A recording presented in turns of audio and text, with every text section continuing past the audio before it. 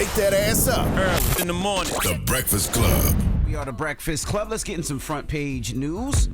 Start off with some sports. Now, over the weekend, Clarissa Shields defeated Lonnie Daniels. Yeah. Now, did y'all watch the fight? Of course. I was watching it in between shows because she was fighting like between my shows or whatever, man. But the girl that she fought was actually cool. Mm-hmm. She was quick. She was bobbing and weaving. You didn't get to see none of it. I didn't see none of the fight. Yeah, like she was a little quick. Yeah, but Clarissa was beating her ass. Yeah, she was beating her ass, but she was like She was running. That's what the other girl was doing. That girl was running around the ring. I see the whole highlights. time. She was running. She was like- quick. She was jogging. Let me get away from her. But nah, she was dodging some of that girl hits though. She was. And then when she did engage, Clarissa was tagging her ass up. Yeah, she did. Well, Clarissa Shields' record is now 17-0. So congratulations to Clarissa There it I Shields. don't even know who she fights.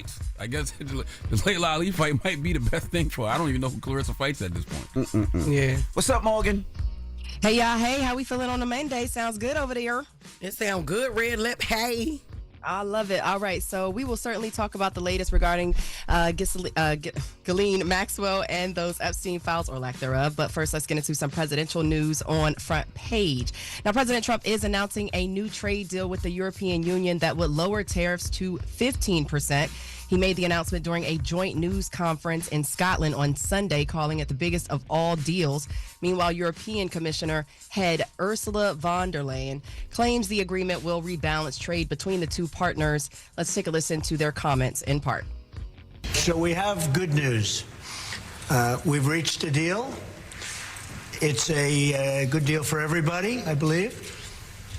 And I think you were saying this is probably the biggest deal ever reached in any capacity, trade or beyond trade. It is. We have a trade deal between the two largest economies in the world.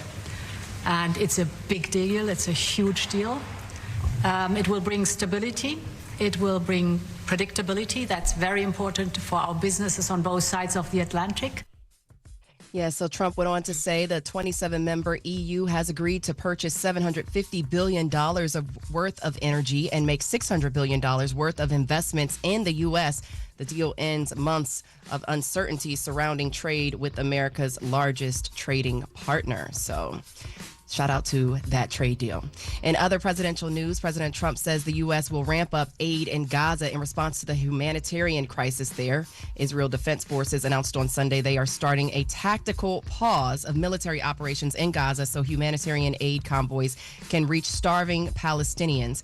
President Trump made the comment while addressing the media before trade talks with the EU chief in Scotland. Let's take a listen to President Trump's comments. The U.S. is going to do more aid for Gaza, but we'd like to have other countries participate. We're going to mention that to the European Union today. That's an international problem. A spokesperson for the Israel Defense Force says it will observe a tactical pause from 10 a.m. to 8 p.m. daily in areas where the military is not operating until further notice. More than 100 aid trucks began moving into Gaza from Egypt following Sunday's announcement. Of course, the decision comes amid growing international outrage over widespread starvation on the Gaza Strip. I'm sure you guys have seen images and video regarding that. And for my last story, police say a Royal Caribbean crew member stabbed a fellow member during a cruise to the Bahamas and then died after jumping overboard. The Royal Bahamas Police Force says it happened on Thursday night, a few hundred miles off the coast of the Bahamas. In a statement, Royal Caribbean said, "Our crew immediately initiated a search and rescue operation, but unfortunately the crew member passed away." They revealed no further information, but police claim that a 35-year-old South African man stabbed a 28-year-old South African woman, maybe another crew member, which is being reported multiple times, and then jumped into the water. Now, that woman survived the stabbing incident. Oh, that's good. I was going to ask that. Did Yeah. she survive? That's good. Yes, yeah, she's expected to survive and is recovering from that.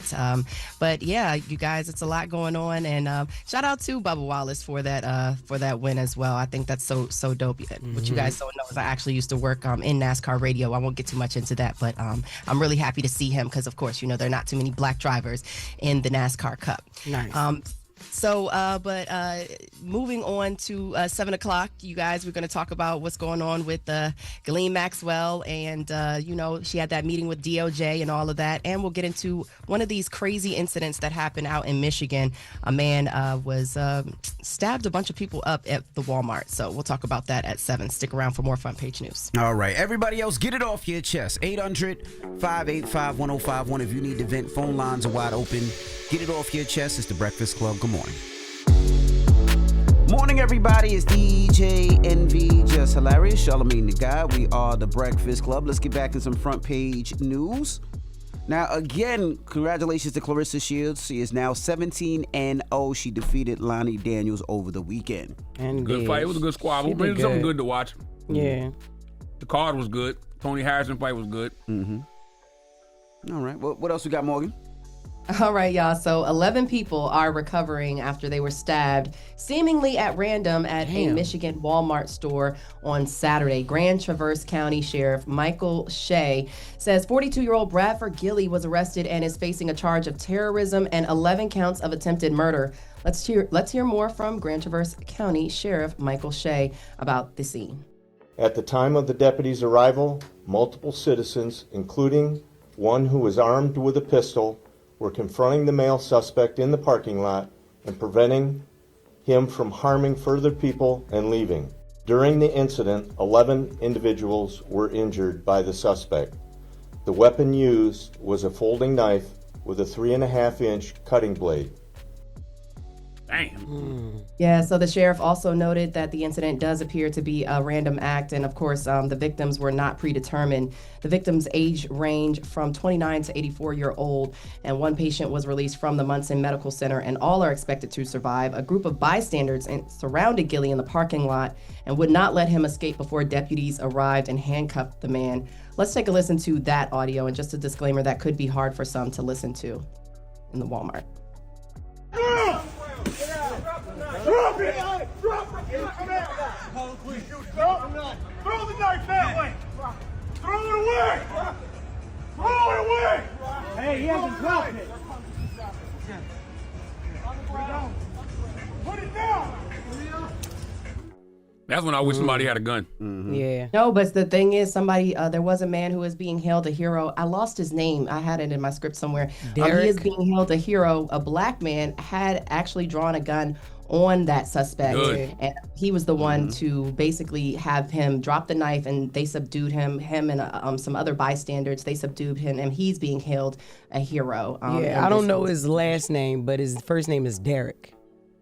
Yes, Derek. So, So Gilley will be arraigned later this week on that incident. But shout out to Derek for holding it down. Not Gilley from Gilley and Wallow. Just make sure. No. She said it made it seem like Gilley. I'm like, Gilley? Jesus Christ. But Derek is a former Marine, so he knew what to do, and he stepped into action. And he was being held a hero. Derek Perry is his name. Mm-hmm. Derek Perry, the former Marine. We salute you, sir, and the work that you're doing. We need more good Samaritans like that. And the fact Derek spared his life. Derek could have shot him if he wanted to. That's right. You stab 11 people. You stab 11 people. That's a free kill. Mm-hmm.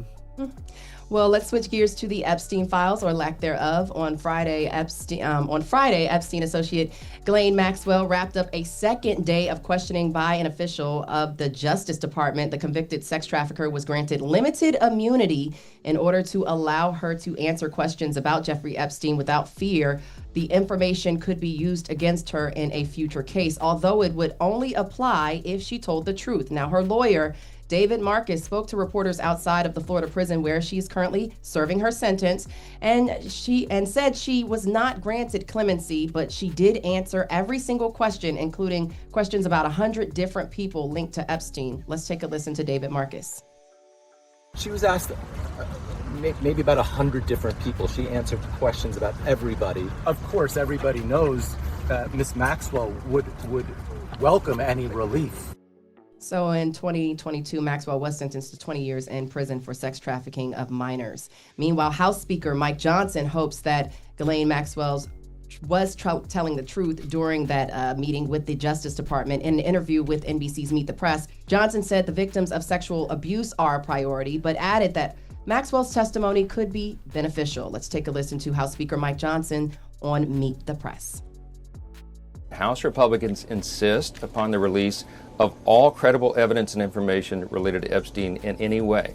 But we are also insisting upon the protection of innocent victims. If she wants to come clean now, that would be a great service to the country. And we'd like to know every single bit of information that she has. I certainly hope she's telling the truth. So lawmakers across the country continue to call for transparency regarding these files, these Jeffrey Epstein files. In an interview with ABC's This Week, Democratic Congressman Roques says it's time for these files to come into the light. And the California Democrat was joined by Republican Congressman Thomas Massie of Kentucky in co-sponsoring a bill that would force the House vote to release the Epstein files. Now, the two spoke more about the legislation. Let's hear more from Representatives Khanna and Massie. I think at this point, though, what the American people desperately for all of the evidence and the files to come out so they can decide for themselves. It has the force of law. It's not a subpoena. It's not a pretty please, would you release the files? It's the force of law.